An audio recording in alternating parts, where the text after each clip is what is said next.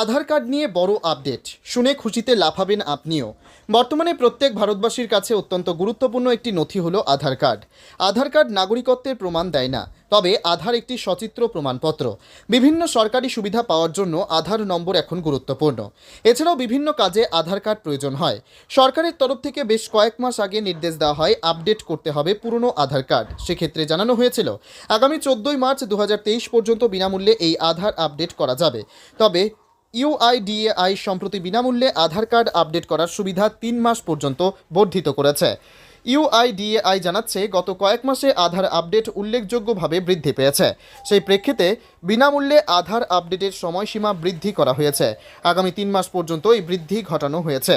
প্রত্যেক ভারতবাসী আগামী 14ই জুন 2023 পর্যন্ত বিনামূল্যে আধার আপডেট করতে পারবেন। আধার আপডেট করতে চাইলে প্রথমে যেতে হবে ইউআইডিএআই এর অফিসিয়াল ওয়েবসাইটে। সেখানে গিয়ে ক্লিক করতে হবে আপডেট আধার বিকল্পে। তারপর ডকুমেন্ট আপডেটে গিয়ে নিচের ড্রপ লিস্ট থেকে পরিচয়পত্রের স্ক্যান কপি এবং ঠিকানার প্রমাণ আপলোড করতে হবে।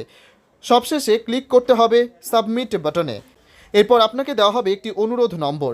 এই নম্বর ভবিষ্যতে আবেদন ট্র্যাকিংয়ের কাজে লাগতে পারে। আবেদন করার কিছুদিনের মধ্যেই আপনার আধার আপডেট হয়ে যাবে। এই সম্পর্কিত স্ট্যাটাস দেখার জন্য আপনারা ভিজিট করতে পারবেন ইউআইডিএআই এর অফিসিয়াল ওয়েবসাইটে।